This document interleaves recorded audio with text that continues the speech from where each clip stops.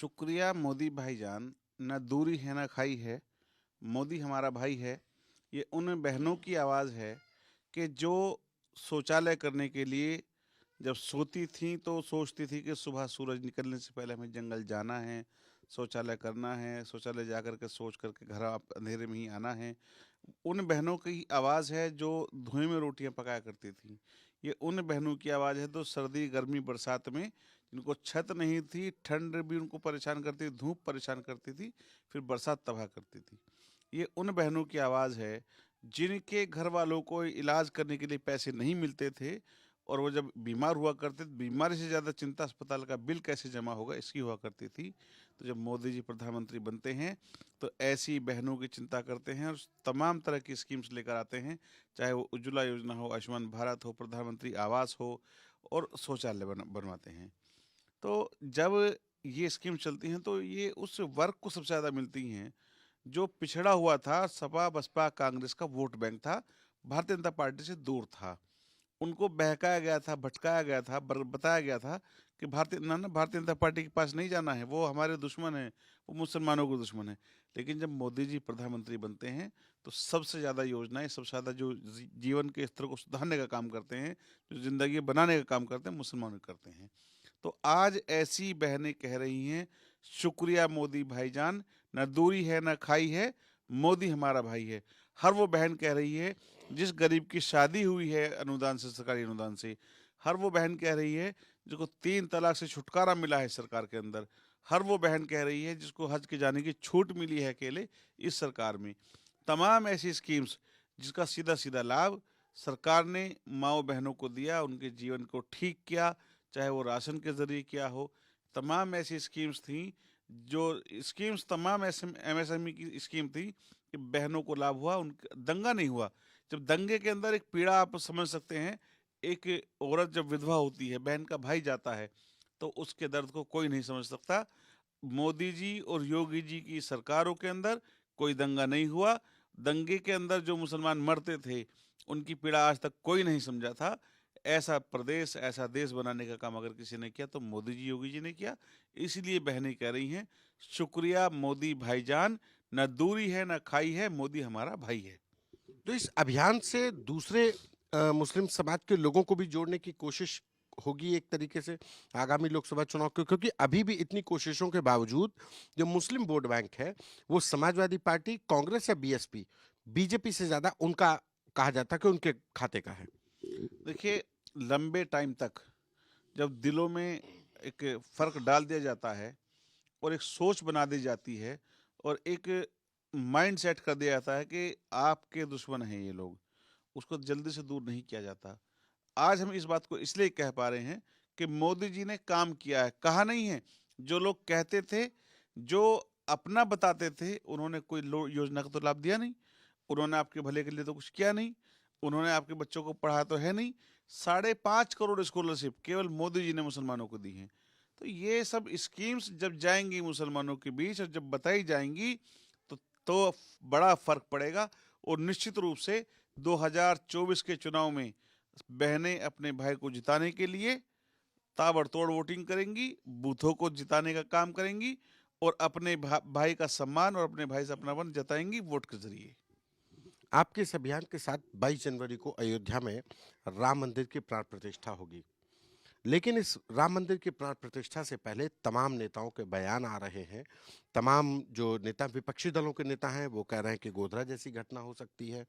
जो बीजेपी के ही केंद्रीय मंत्री हैं गिरिराज सिंह, वो कह रहे हैं कि एक विपक्षी दल कोई बड़ी घटना कर सकते हैं।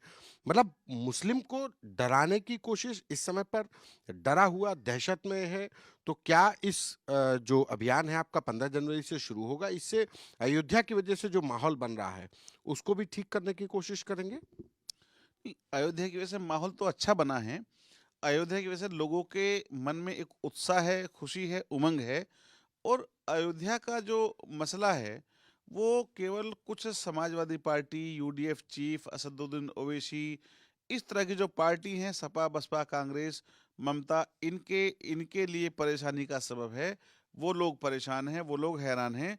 लेकिन जो आम मुसलमान हैं वो राम मंदिर को अपना सहयोग भी दिया है, 4000 लोग ऐसे हैं जिन्होंने राम मंदिर में मुसलमानों ने सहयोग दिया है। तमाम लोग ऐसे हैं जो राम मंदिर के बनने पे खुशी जता रहे हैं। तमाम लोग ऐसे हैं जिनको कोई दिक्कत नहीं है कि राम मंदिर बने या ना बने। उनको तो दिक्कत केवल ये है कि उनको रोजी मिले, उनको रोजगार मिले, उनको रोटी मिले, उनको कपड़ा मिले, मकान मिले, ये मुद्दे थे। मुद्दा राम मंदिर कभी नहीं रहा। राम मंदिर हिंदुओं की आस्था का केंद्र है। हिंदू तमाम लोग चाहते थे कि मंदिर बने। उनकी खुशी में मुसलमान खुश है। मुसलमान को कोई दुख नहीं है मंदिर बनने का।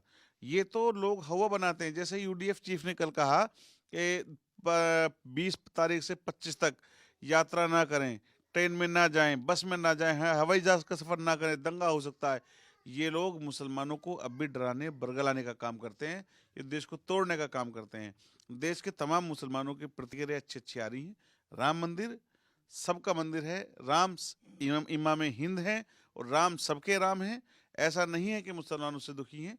मुसलमान केवल और केवल मुद्दों की बात कर रहा है। मुसलमान केवल मोदी जी के रूप में अपना भाई देख रहा है। न दूरी है न खाई है। मोदी हमारा भाई है। ये बात आम मुसलमानों को भी इस अभियान के जरिए समझाएंगे कि डरने की जरूरत नहीं है। नहीं, मुसलमान डर ही नहीं रहा है।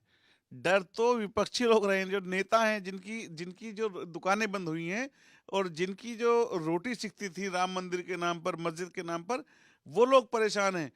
कांग्रेस पार्टी ने राम मंदिर के लिए तमाम तरह की गंदी जो है सियासत की। उन्होंने तो यहाँ तक कहा कि राम थे ही नहीं। उन्होंने तो कहा राम का वजूद ही नहीं था। जबकि मुसलमान आप शायरों को पढ़ेंगे तो वो कहते थे बड़े फक्र के साथ उनके इमाम हिंद, और बताते थे कि हिंदुस्तान का वजूद राम से है। तो मुसलमान राम जी के खिलाफ नहीं है, भगवान राम के खिलाफ नहीं है।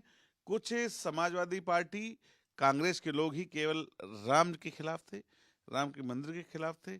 भगवान राम को उन्होंने कभी भगवान नहीं माना, तो वो इस पर सियासत करते थे। ये मुसलमान का मुद्दा नहीं है, ये हिंदू की आस्था से जुड़ा मुद्दा है। और हिंदुस्तान के अंदर मुसलमान और हिंदू छोटे भाई बड़े भाई के रूप में रहे हैं। वो रिश्ता भारतीय जनता पार्टी के रूप में और मजबूत हुआ है। इस अभियान को जो शुक्रिया मोदी भाईजान का अभियान है, ये क्या प्रारूप है, कैसे आगे बढ़ाएंगे, क्या क्या कार्यक्रम होंगे, कहाँ से शुरू होगा, कब समापन होगा? देखिए, हर जिले के अंदर अभी हमने जो तय किया है, इसका लखनऊ से शुरुआत है, उसके बाद बरेली है, मेरठ है, आजमगढ़ है, रामपुर है, संभल है, और तमाम जिलों के अंदर अलीगढ़ है, और संत कबीर नगर है, सिद्धार्थ नगर है। ये हर जगह प्रोग्राम होगा और बड़ी संख्या में बहनें आएंगी और मोदी जी को शुक्रिया भाईजान कहेंगी। और ये वो बहनें हैं जिनको तरह तरह के सरकार में लाभ मिले। आज वो मोदी जी के कामों से खुश हैं, मोदी के रूप में बड़ा भाई देखती हैं और उनको फिर से प्रधानमंत्री बनाना चाहती हैं। जो मतलब बीजेपी सरकार की जो योजनाओं के लाभार्थी हैं, उनके जरिए आप लोग मैसेज पहुंचाएंगे? देखिए, 4.5 करोड़ मुसलमान लाभार्थी हैं अलग अलग योजनाओं में। अब हमारी कोशिश है कि हर मुसलमान तक भारतीय जनता पार्टी की रीत नीति और पहुंचना चाहिए। मोदी जी के, योगी जी के काम पहुंचने चाहिए। हमारी कोशिश है कि जिनको लाभ हुआ है उनको लाभ किसने दिया है, लाभ मोदी जी ने दिया है, ये बात पहुंचनी चाहिए।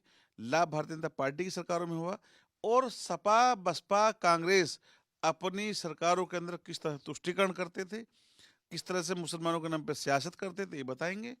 और भारतीय जनता पार्टी सबका साथ, सबका विकास, सबके विश्वास के साथ आगे बढ़ी है। भारतीय जनता पार्टी की सरकारों में संतुष्टिकरण है, तुष्टिकरण नहीं है, डिवाइडेशन नहीं है, डिस्ट्रीब्यूशन है। ये बताने का काम करेंगे लोगों को।